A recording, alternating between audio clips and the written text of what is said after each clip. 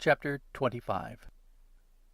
Samuel died, and all Israel gathered themselves together and lamented him, and buried him in his house at Ramah. David arose and went down to the wilderness of Paran. There was a man in Maon whose possessions were in Carmel, and the man was very great, and he had 3,000 sheep and 1,000 goats, and he was shearing his sheep in Carmel. Now the name of the man was Nabal, and the name of his wife Abigail. And the woman was of good understanding and of a beautiful face, but the man was churlish and evil in his doings. And he was of the house of Caleb. David heard in the wilderness that Nabal was shearing his sheep. David sent 10 young men, and David said to the young men, "Go up to Carmel, and go to Nabal, and greet him in my name. You shall tell him, 'Long life to you, and peace be to your house, and peace be to all that you have.' Now I have heard that you have shearers. Your shepherds have now been with us, and we didn't hurt them, neither was there anything missing from them all the while they were in Carmel. Ask your young men, and they will tell you. Therefore let the young men find favour in your eyes, for we come in a good day. Please give whatever comes to your hand to your servants and to your son David." When David's young men came, they spoke to Nabal according to all those words in the name of David, and ceased. Nabal answered David's servants and said, "Who is David? Who is the son of Jesse? There are many servants who break away from their masters these days. Shall I then take my bread and my water and my meat that I have killed for my shearers, and give it to men who I don't know where they are from?"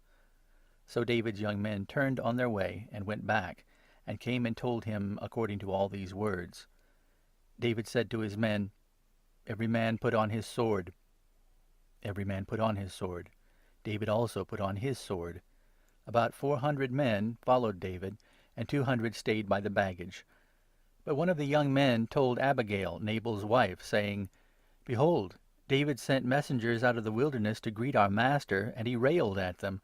But the men were very good to us, and we were not hurt, neither missed we anything, as long as we went with them when we were in the fields.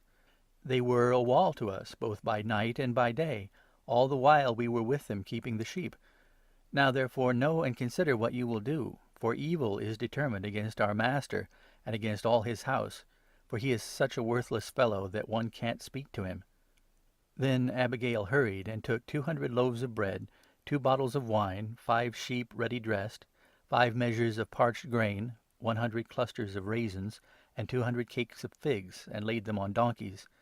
She said to her young men, "Go on before me. Behold, I come after you." But she didn't tell her husband Nabal. It was so, as she rode on her donkey, and came down by the covert of the mountain, that, behold, David and his men came down toward her, and she met them. Now David had said, "Surely in vain have I kept all that this fellow has in the wilderness, so that nothing was missed of all that pertained to him.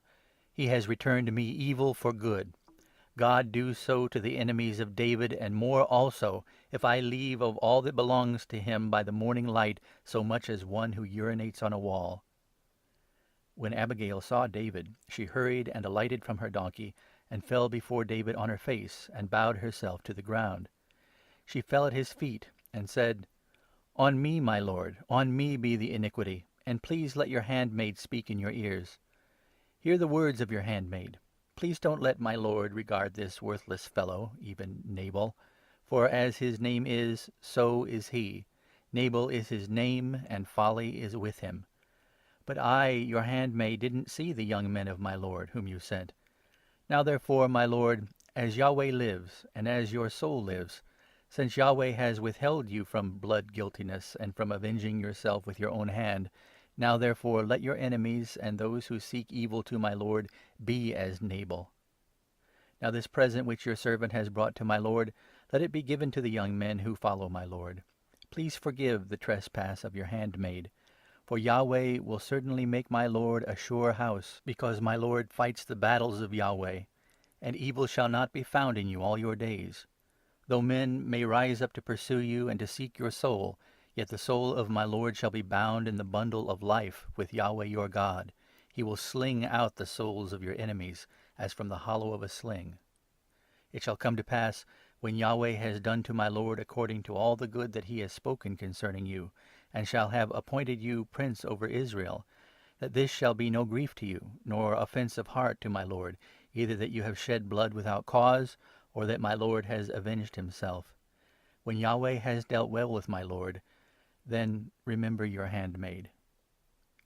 David said to Abigail, "Blessed is Yahweh, the God of Israel, who sent you this day to meet me.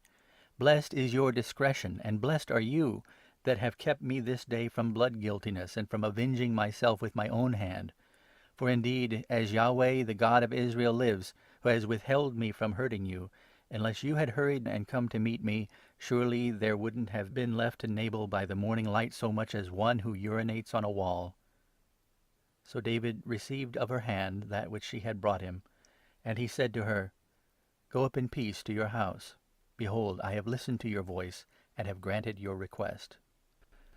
Abigail came to Nabal, and behold, he held a feast in his house, like the feast of a king. Nabal's heart was merry within him, for he was very drunken. Therefore she told him nothing, less or more, until the morning light. It happened in the morning, when the wine was gone out of Nabal, that his wife told him these things, and his heart died within him, and he became as a stone. It happened about 10 days after that Yahweh struck Nabal so that he died. When David heard that Nabal was dead, he said, "Blessed is Yahweh, who has pleaded the cause of my reproach from the hand of Nabal, and has kept back his servant from evil. Yahweh has returned the evil-doing of Nabal on his own head." David sent and spoke concerning Abigail, to take her to him as wife.